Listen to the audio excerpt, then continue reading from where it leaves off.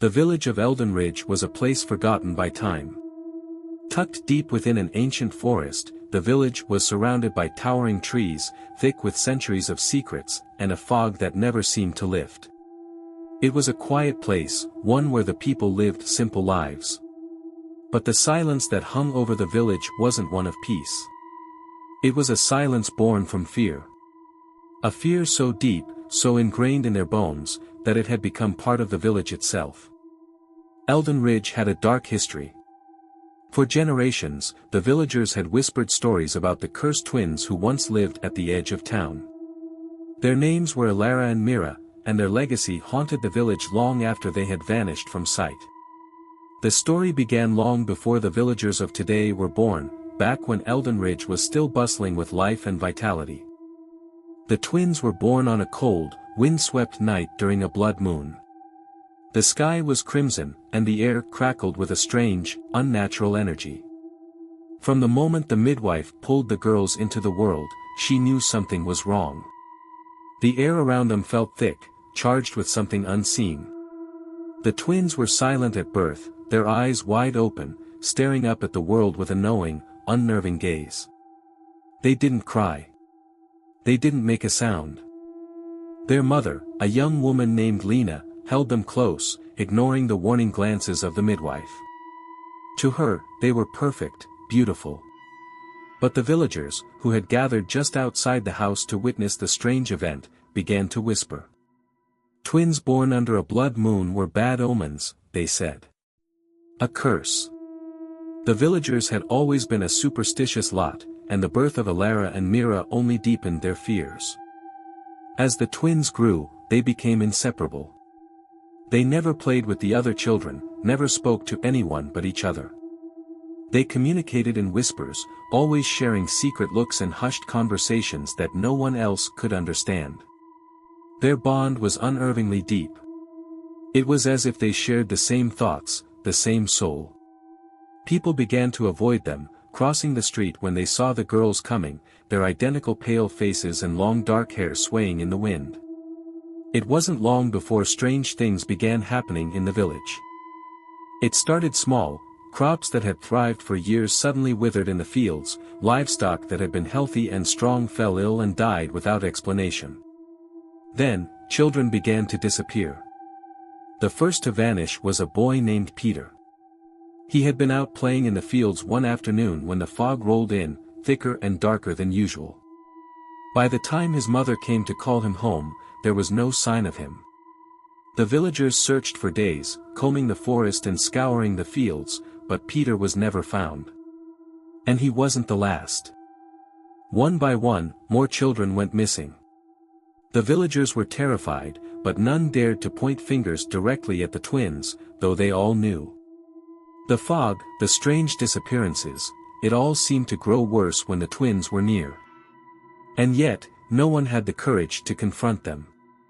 Fear had taken root in Eldenridge, and it held the villagers in its icy grip. The twins lived with their mother in a house at the very edge of the forest. It was an old, crumbling structure, overgrown with ivy and shrouded in darkness even on the brightest of days.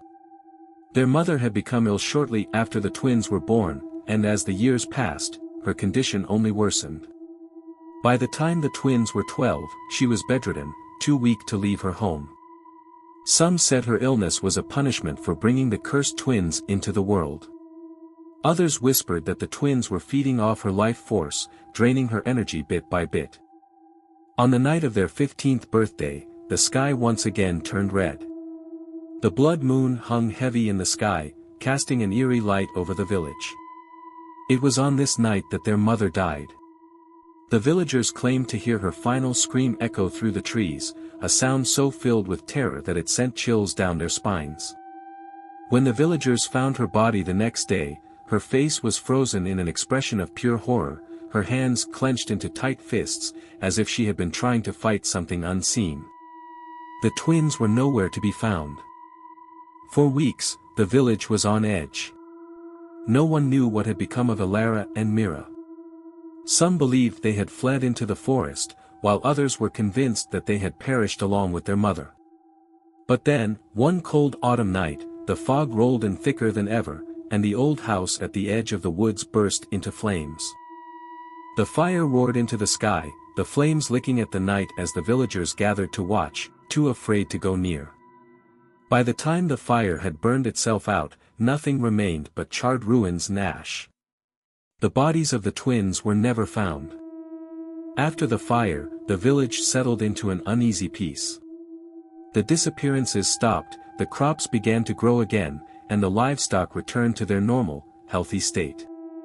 The villagers whispered that the curse had been lifted, that the twins had finally been claimed by whatever dark force had plagued them.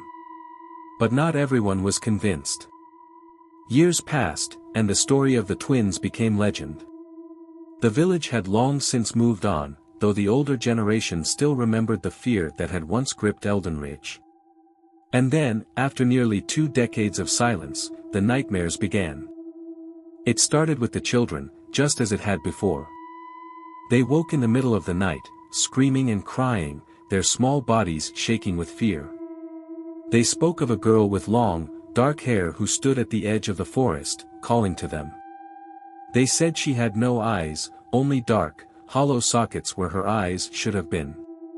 The villagers tried to dismiss the dreams as nothing more than the imagination of children, but deep down, they knew.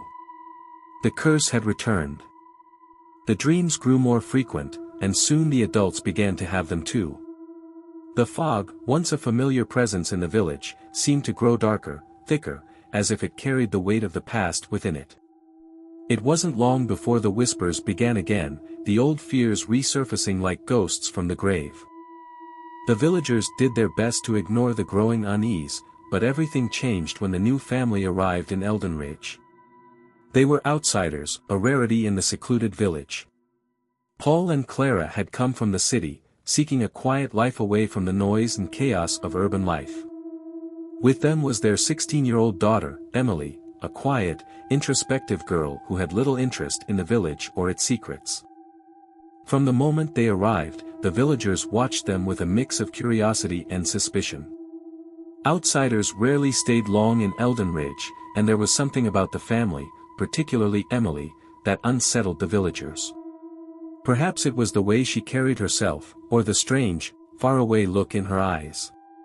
Or perhaps it was something deeper, something the villagers couldn't quite put into words. Emily, for her part, noticed the strange behavior of the villagers almost immediately. They were polite but distant, always watching her from the corners of their eyes, as if they expected something terrible to happen. At first, she brushed it off as small-town eccentricity. After all, the village was old, and the people seemed stuck in the past. But the feeling of being watched never went away. It wasn't long before Emily began to have the dreams. The first one was vague, more of a feeling than a clear image.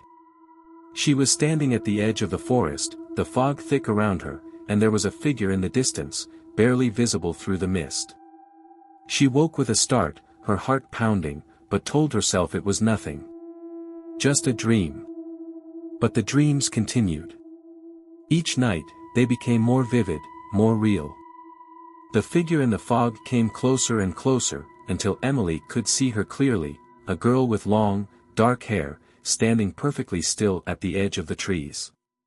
Her eyes were dark, hollow pits, and her mouth moved silently as if she were trying to speak, but no sound came out. Every time, Emily woke in a cold sweat, her body trembling with fear she couldn't explain. Her parents noticed the change in her, but they attributed it to the stress of moving. They had no idea what Emily was experiencing. She didn't tell them about the dreams, about the strange pull she felt toward the forest, toward the figure in the fog. She didn't tell them because she didn't want to worry them. But deep down, she knew something was wrong. Something terrible was happening, and she was at the center of it. One afternoon, while wandering through the village, Emily overheard 2 women talking in hushed voices near the market. They were speaking about her, though they didn't know she was listening. "She looks just like them," one of the women said, her voice barely audible. "The twins." Emily's heart skipped a beat. The twins. She had heard whispers about them since she'd arrived, but no one had told her the full story. She had assumed it was just some old village superstition, but now, hearing the fear in the woman's voice, she wasn't so sure. "Do you think it's starting again?" the other woman asked, her voice trembling. "The dreams, the fog." "It's her," the first woman replied. "It must be. She looks just like them." Emily hurried away before they could notice her, her mind racing. Who were the twins? What did they have to do with her? The questions swirled in her mind, but she knew there was only one person in the village who could give her answers: Agnes, the village elder. Agnes had lived in Eldenridge for as long as anyone could remember. She was ancient, her face lined with the wrinkles of time, her eyes sharp and filled with knowledge of things no one else dared speak of. The villagers feared her, but they also respected her. If anyone knew the truth about the twins, it would be her. Emily made her way to Agnes's house, a small, crooked cottage that sat at the very edge of the village, close to the forest.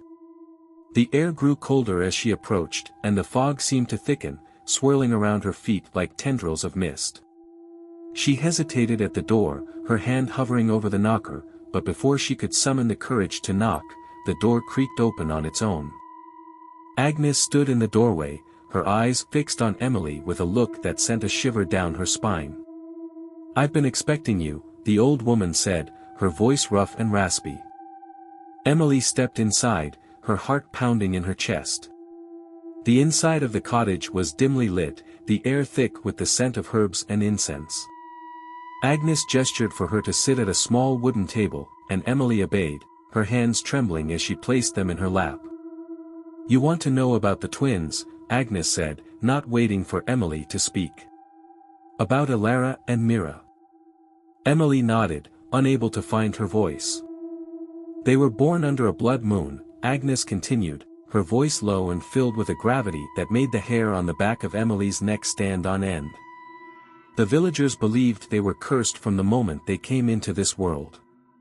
And perhaps they were. Strange things happened when they were near, crops failed, livestock died, children disappeared. But it wasn't just bad luck. It was something darker, something much older than this village." Agnes's eyes locked onto Emily's. "You look just like them," she said softly. "That's why the dreams have started again. Elara is reaching out to you." Emily's breath caught in her throat. "Why me?" "Because you remind her of what she lost," Agnes said. "She's been waiting all these years, searching for her sister. But Mira is gone, and now she believes you can take her place." The room seemed to grow colder, and Emily felt a deep sense of dread settle over her. "What does she want?" "She wants to bring Mira back," Agnes said. "She thinks that by taking you, she can finally be reunited with her sister. But if you're not careful, she'll take more than just your appearance." Emily sat in stunned silence, her mind reeling. "How do I stop her?" Agnes rose from her seat and crossed the room, pulling a small, silver pendant from a drawer. It was old, its surface engraved with strange symbols that Emily didn't recognize. "This will protect you," Agnes said, handing the pendant to her. "But you must go to the forest. That's where Elara waits." Emily stared at the pendant in her hand, the weight of it heavy and cold against her palm. She didn't want to go to the forest. She didn't want to face whatever waited for her there. But she knew she had no choice. That night, with the pendant clutched tightly in her hand, Emily made her way to the edge of the forest. The fog was thicker than ever, swirling around her like a living thing, whispering secrets she couldn't understand. She stepped into the trees, her heart pounding in her chest, the darkness closing in around her. It didn't take long for her to find her. Elara stood just as she had in the dreams, her long dark hair blowing in the wind, her eyes empty and hollow. She raised a hand, beckoning Emily closer. "You've come," Elara whispered, her voice soft but filled with longing. "I've been waiting for you." Emily took a step forward, her fingers trembling around the pendant. "What do you want from me?" she asked, her voice barely above a whisper. I want my sister back, Elara said, her voice growing stronger, filled with desperation. I've waited so long, you can bring her back to me. Emily shook her head, tears stinging her eyes. I can't. I'm not her. Elara's face twisted with anger, and the fog around them seemed to pulse with her fury. You are her, she screamed, her voice echoing through the trees. You must be. I've waited so long. The fog grew thicker, wrapping around Emily like a vice, but she held tightly to the pendant, feeling its warmth spread through her fingers. I'm sorry, she whispered. I can't help you. Elara let out a wail, a sound so filled with grief and rage that it shook the ground beneath Emily's feet. The fog swirled violently, but Emily stood her ground, refusing to be swept away by the darkness. Slowly, Elara began to fade, her figure dissolving into the mist. And as she disappeared, the fog began to lift. The forest, once so dark and foreboding, seemed lighter, more peaceful. The air felt different, cleaner, as if a weight had been lifted from the village. Emily stood there for a long time, the pendant still warm in her hand, her heart heavy with the knowledge of what she had just experienced. She had faced the darkness, and somehow, she had survived. In the days that followed, the nightmares stopped. The fog no longer lingered over the village, and the people of Eldenridge began to feel a sense of relief they hadn't known in years. The curse of the twins had finally been broken, and Elara's spirit, at long last, had found peace. But the story of Elara and Mira would never be forgotten. The village would always remember the twins, their tragic fate, and the fear they had brought to Eldenridge. And though Emily had faced the darkness and emerged unscathed, she knew that some part of the twins would always linger in the shadows of the forest, waiting for someone else to find them. But as time moved forward, Emily never truly forgot Elara. And though the fog never returned, every now and then, on quiet nights when the wind was still, Emily thought she could hear soft whispers coming from the forest. Not of anger or sadness, but of a spirit finally at rest. Agnes, the village elder, came to Emily one last time before she passed away. You did more than just save yourself, she told her, her eyes shining with a strange wisdom. You helped heal a wound this village has carried for generations. Never forget that. Emily nodded, and as she walked away from Agnes's house for the last time, she felt a deep sense of closure. The story of the twins was no longer just about tragedy and loss, it had become a story of healing, of acceptance, and of moving forward. The twins, Elara and Mira, might have been gone, but their memory would live on in the village, no longer as a source of fear, but as a reminder of resilience and the power of facing the darkness within.